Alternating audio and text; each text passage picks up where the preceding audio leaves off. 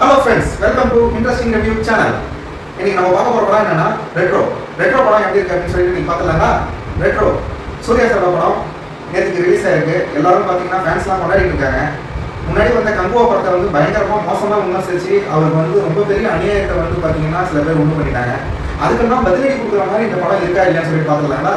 இந்த படம் பார்த்தீங்கன்னா ஒவ்வொரு சின்ன சின்ன விஷயத்தையுமே அவ்வளோ வந்து பார்த்தீங்கன்னா ஒரு பக்காவாக எலிவேட் பண்ணி ஏதோ அந்த கங்குவா அந்த மாதிரி ஆனதுக்காக ஒரு பதிலடி கொடுக்கணும்னே எடுத்த மாதிரியே இருக்குது இந்த படம்.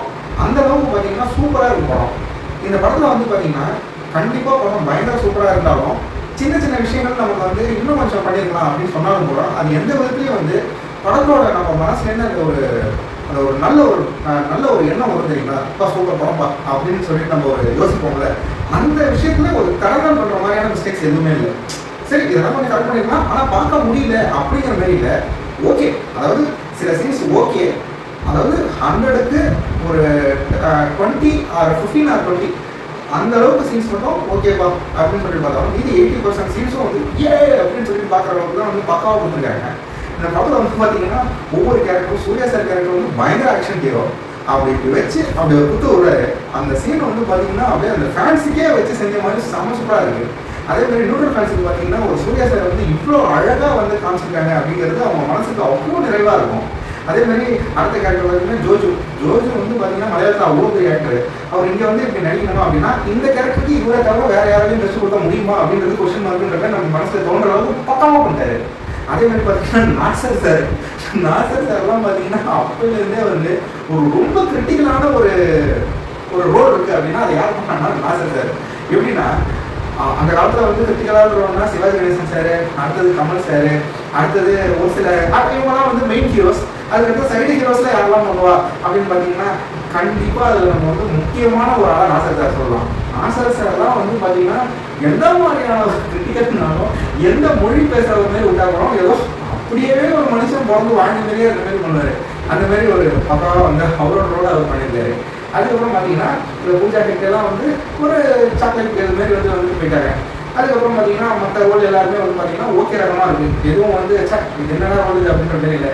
என்ன வில்லன் வந்து பார்த்தீங்கன்னா இவ்வளோ பெரிய ஒரு ஸ்ட்ராங்கான ஒரு வில்லனுக்கு வந்து பார்த்தீங்கன்னா கொஞ்சம் ஒரு பாடி மட்டும் வந்து பார்த்தீங்கன்னா கொஞ்சம் வெயிட்டாக இருந்துக்கும் அப்படிங்கிறது ஒரு ஒரு சின்ன எண்ணமான இருக்குது. ஆனால் அவரோட பாடி எப்படி இருக்குது அப்படின்னாலும் அவரோட ஆக்டிங் வந்து பார்த்தீங்கன்னா அப்படி வந்து காம்பன்சேட் பண்ணி அதை வந்து பார்த்தீங்கன்னா ஈக்குவல் பண்ணுது.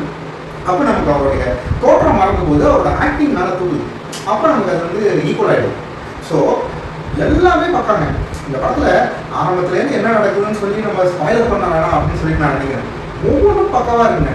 அதாவது முதல்ல பார்த்தீங்கன்னா அவர் வந்து ஏன் இந்த கன்னிமா பாட்டில் வந்து பார்த்தீங்கன்னா நம்ம வந்து அந்த லிரிக்ஸ் சாங் வந்து விடும்போது ஒரு மாதிரி சூர்யா சார் வந்து ஒரு மாதிரி ஸ்டெப்பை ஃபுல்லாக ஃபினிஷ் பண்ண மாட்டாரு. எல்லா ஸ்டெப்பும் போடுறாரு, ஆனால் வந்து அதை ஃபினிஷ் பண்ண மாட்டாரு. முகத்தை வேற ஒரு மாதிரி கிரிப்பாக வச்சுக்கிறாரு. ஏன் கிரிப்பாக வச்சுக்கிறாரு அப்படின்னு சொல்லிட்டு நமக்கு பல கேள்விகள் வந்து அந்த லிரிக் ப்ரோமோவில் வந்து பார்த்தீங்கன்னா அந்த கன்னிமா பாட்டில் வந்துருக்கோம். அது எல்லாத்துக்குமே வந்து இந்த படத்தில் பதில் இருக்கு. அவர் ஏன் வந்து அந்த மாதிரி முகத்தை கிரிப்பாக வச்சுருக்காரு, அது என்ன, அதுக்குள்ளே என்ன விஷயம் இருக்குது, அதுக்குள்ளே என்ன கதை இருக்குது, எல்லாமே தெளிவாக இருக்குங்க. பார்த்தீங்கன்னா ஒரு ஜிகர்தண்டா டபுள்எக்ஸுக்கு அப்படியே இது வந்து பார்த்தீங்கன்னா கிட்டத்தட்ட அந்த மாதிரி வந்து அது எவ்வளோ தாக்கத்தை ஏற்படுச்சு. இது வந்து அதே மாதிரி வேற விதமான தாக்கத்தை ஏற்படுத்தும். அதுவும் இதில் வந்து சூர்யா சார், அதாவது இது வந்து 90s கிட்ஸாக தான் இதை கொடுக்க முடியும். பட் 2010 அண்ட் ஆஃப்டர் கிட்ஸ் வந்து பார்த்தீங்கன்னா ஏதோ ஒரு ஏஜ் ஆக்டரா கங்குவா படத்தில் இவ்வளோ காமெடி பண்ணிட்டாருன்னு சொல்லிட்டு கங்குவா படத்தில் வந்து அவ்வளோ மோசம் பண்ணாங்க. ஆனால் சூர்யா சார் யாரு அப்படிங்கிறது 90s கிட்ஸ் ஃபர்ஸ்ட் நந்தா படத்தில் தெரிஞ்சுக்கிட்டாங்க. அதுக்கப்புறம் பயங்கர பாப்புலராக வந்து அயன் படத்தில் தெரிஞ்சுக்கிட்டாங்க. இப்போ இந்த படம் வந்து இன்றைய காலத்து சின்ன பசங்களையும் வந்து ஒரு மன திருப்திப்படுத்தி இவ்வளோ பெரிய ஆளாக இருக்குது அப்படின்னு சொல்லிட்டு ஒரு சீனில் வந்து பார்த்தீங்கன்னா ஷர்ட்டை கைட்டு போட்டு அப்படி நிற்கிறாருங்க. அந்த பாடியை பாருங்க, 50 வயசு. நம்மளாம் வந்து அந்த பாடியை பார்க்கும்போது அப்படியே ஃப்ளாட் ஆகிடுவாங்க. அப்பா என்ன ஆடுறா அப்படின்ற மாதிரி சூப்பராக இருக்காருங்க.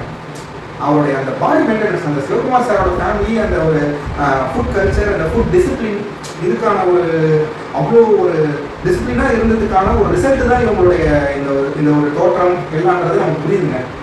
அதாவது பின்னிருக்கார் மனுஷன். அதாவது ஃபுல்ஃபில் நியூட்ரல் ஃபேன்ஸுக்கு ஒரு திருப்தி, சூர்யா சார் ஃபேன்ஸுக்கு ஒரு ஃபுல் ஒரு விருந்து அப்படின்னு சொல்லலாம். வார்த்தைகளே இல்லைங்க, அவ்வளோ சூப்பராக இருக்குது. ஓகேங்களா. இந்த படத்துக்கு ரேட்டிங் என்ன அப்படின்னு சொல்லி கேட்டிங்கன்னா 10க்கு 8 கொடுக்கலாம். இன்னும் கொஞ்சம் சில விஷயங்கள் சரி பண்ணியிருந்தா கண்டிப்பாக 9 கொடுத்துலாம் பரவாயில்ல. இவருக்கு கதைக்கு 10க்கு 8 கொடுக்கலாம், சூர்யா சாருக்கு 10க்கு 9 கொடுக்கலாங்க. அவ்வளோ பக்காவாக இருக்கும் படம். சரிங்களா, எல்லாரும் பார்த்து என்ஜாய் பண்ணுங்க. ஸ்பாய்லர் பண்ண விரும்பல, அதனால தான் கதையை சொல்லலை. ஓகேங்களா, நெக்ஸ்ட் ரிவ்யூவில் பார்ப்போம். பாய்.